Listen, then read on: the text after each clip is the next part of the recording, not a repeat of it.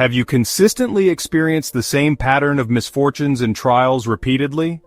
Do you feel that the devil or God is always inflicting the same misfortune on you over and over again?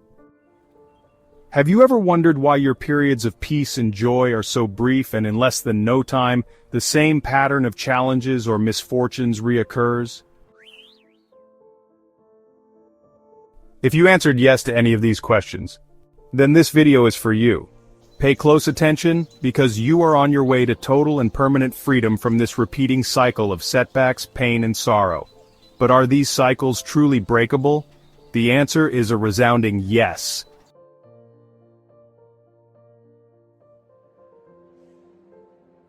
The first step to breaking this cycle is to understand how the universe works. Creation is layered, each plane laying on top of and supervising the other from top to bottom. At the very top is the spiritual plane, below which is the mental plane, below which is the emotional plane, commonly called the astral or dream plane, and lastly the physical plane that is from top downwards. That is the first thing you should bear in mind. The second thing to bear in mind is that in each of these planes the language of communication is slightly different. This variation arises from gradually decreasing energetic speeds, and the need for more elaborate methods of expressing a specific concept or message. The concept slows down as it moves from higher to lower planes, requiring more explanations and elaborations to convey the same messages. To reduce the confusion that this may cause, let us use the difference between multiplying 2 by 2 in your mind, versus demonstrating the same arithmetic using sticks and stones. Each method of teaching, though arriving at the same answer, is suited to different levels of immediate comprehension. One process takes milliseconds, as obtains in the mental plane. The other takes about a few minutes, as would obtain in the slower physical plane. Thus, divine wisdom takes more or less time, as it deems fit, depending on the needs of individuals operating on different planes, to design lesson notes. These notes impart the same concept or lesson and aim to accomplish the same final objective, ensuring no one is left behind.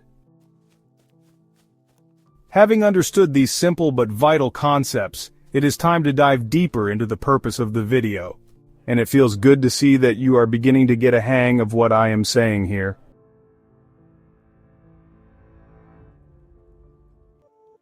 In the ordering of the plan of the universe, this plane, the physical plane, being immediately supervised by the mental and emotional, is the last and densest place where thought or concept is slowed down.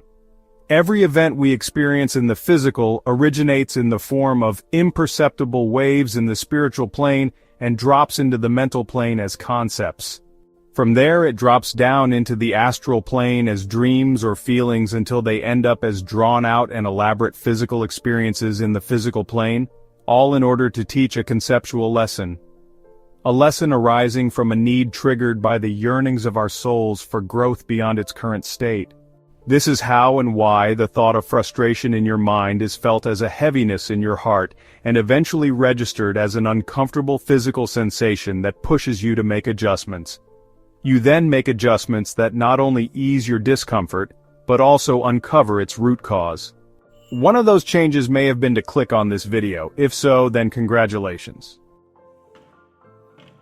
As there is a descending gradient in the methods and means by which these messages are conveyed as they transition between planes, let us realize that the thought conveying the concept translates from an idea in our minds to imaginative dreams and scenarios in our feelings, and by the laws of quantum physics, these vivid emotions then attract the needed circumstances to ensure they are acted out in our waking world.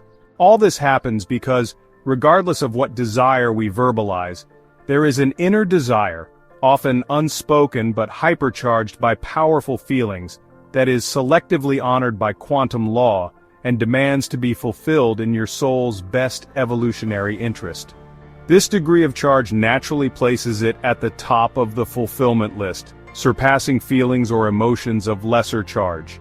This results in that specific desire being fulfilled or manifested before all others, within the designated time frame, without fail. This desire, which signifies an area of lack or malnourishment in your soul, is prioritized by God and divine law, and is the astral representation of that which will eventually manifest itself in the physical for your transformation, in the hope that you can discern the enclosed lesson. Note these 4 keywords: feeling, charge, frequency, and priority. Although the meanings of these keywords will become clearer by the end of this video, I hope they are already prompting your thoughts and understanding in the right direction. For now, let us continue. So, after an attribute or lesson drops into your thought plane as a concept designed to satisfy that area of soul lack, it then further drops into your astral plane and transforms into charged feelings or dreams. These charged dreams and feelings will then activate the physical particles around you, be they humans, machines, plants, or animals, to script and act out a suitable drama for you, sometimes with you as the lead actor, with the sole aim of teaching you this attribute. The drama's flavor, whether it is pleasant or painful, is of secondary importance to divine law, for it must first answer to your soul's desire for nourishment and enlightenment. Your like or dislike of the way the lesson unfolded is subject only to your interpretation and varies from one individual to another based on their degree of awareness and prior spiritual evolution. However, the drama, situation, or experience ends once it manifests in real life, at least temporarily, except you did not learn from it. If that's the case, divine law plus love will create other scenarios, using various methods to teach you the same lesson until you grasp it.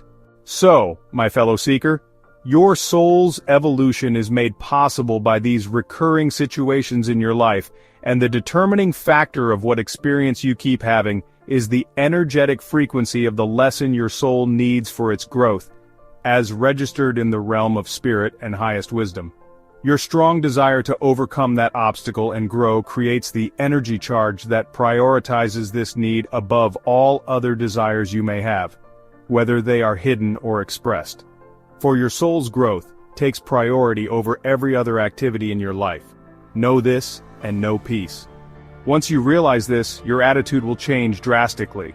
Instead of thinking an outside force is cursing you, it's better to ask, what is your soul asking to learn that you are not aware of? This is because dramas and scenarios in your life will persistently repeat this lesson until you discover and understand it. The moment you awaken to this reality, your attitude will drastically change. This awareness will help you see what you need to change and speed up your progress. Ever heard of the phrase, be careful what you wish for, or what you resist persists? From now on, I urge you to look at them differently because they are true. Sometimes they reveal truths about the inner workings of your soul that you didn't anticipate confronting or enjoying.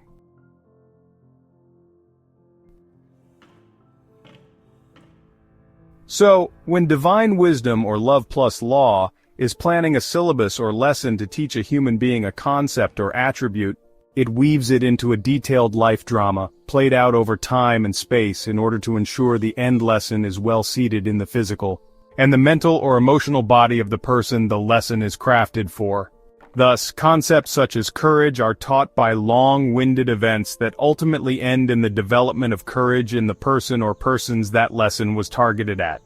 Divine wisdom freely uses allied concepts such as trust, fear, and so on, to end up developing the muscle of courage in that person via the created experience. While this video is catered to the question of misfortune, whether perceived or real, note that some lessons can be taught via pleasant drama scenarios as well. God is not a ghoul. Thus, as with teaching courage, this method applies to teaching the concepts of trust, wisdom, patience, compassion, love, and so on. Take note that multiple attributes can be woven into a single drama or experience for each individual, but never is a trial harder than what the student can overcome. That is never the aim. God is nothing but love, even in its expression of law. One important digression is needful here. If you believe that God hates you, or there is a devil whose power is greater than that of God, then you have lost half the battle. This is because in that mindset, you will be unable to see the positive aspect of an experience, let alone learn from it. You will stagnate. You will feel jinxed, But the question remains, who is responsible for jinxing you? Is it God, is it the devil, or are you the one jinxing yourself? Reflect on that profound question, for that is the crux of this video. Let us now unjinx ourselves. As we pass through these dramas, there is an expectation, much like a student takes an examination to pass to a higher class, that we adopt an attitude that allows us to assimilate the lessons as quickly and painlessly as possible. Yes, pain is also a tool to inscribe the lesson indelibly in the organism of man. And in this context, it is neither good nor bad, much like a needle prick of an injection is a slight inconvenience on the journey to wellness. Consider this.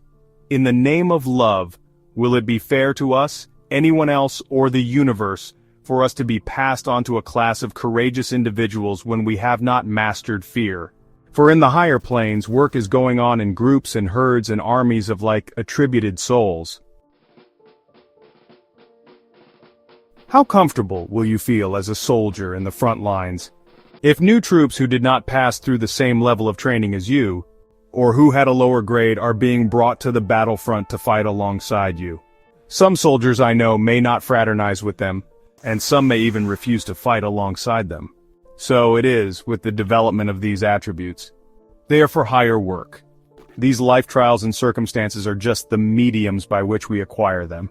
Thus, furthermore, the universal masters, still in the name of love, are allowed to test you on the same concept using different themes. Again, let us take the attribute of courage, for example.